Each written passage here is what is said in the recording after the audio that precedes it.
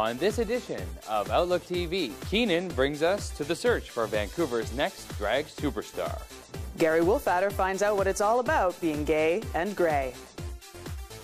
And a visit to Quebec brings us closer to poutine and Russia. And much, much more. Someone in Russia, I'll tell you what it won't be. It won't be a book called The Blue Door. This book has been banned. It's true. Vancouver author Robert Joseph Greene's book is banned in Russia. Gary Wolfatter caught up with him to ask how he's feeling about it all. This is Gary for Outlook TV, talking to Robert Joseph Greene, looking at his book, The Gay Icon Classics of the World 2. The UBC Green College has been gracious enough to invite me to come talk about my experience in dealing with the Blue Door and the amount of hate messages that I got from Russia in my experience in the whole ordeal. The color blue in Russia is synonymous with the LGBT community, synonymous with being gay. And there was no explanation as to why, so I had some Russian friends, and I think I made a joke about pink being synonymous with gay, and that didn't register with them.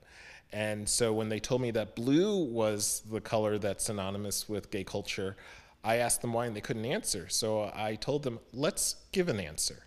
And so I wrote The Blue Door. It's a gay fairy tale story, so it's a love story that is about a prince who falls in love with a commoner farmhand male.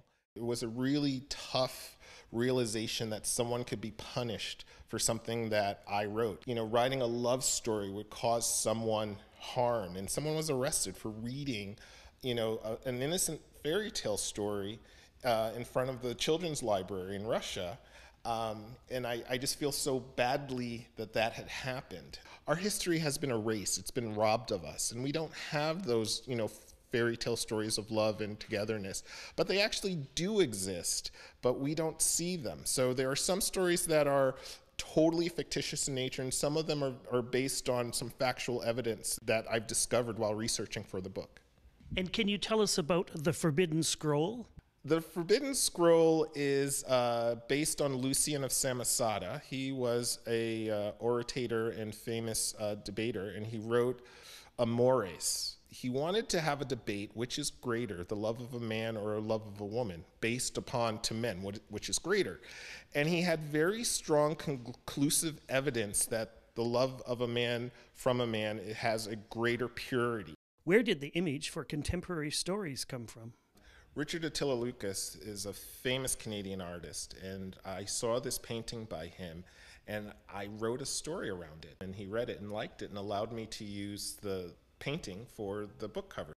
This is Gary for Outlook TV, suggesting that you go and read one of Robert Joseph Greene's books. And that's all the time we have for tonight's show, but thank you so much for joining us. We had an action-packed March, and please be in touch with stories that we can include in our April show. And in the meantime, like us on Facebook, follow us on Twitter, and come volunteer for us. I'm Dan Doomshaw.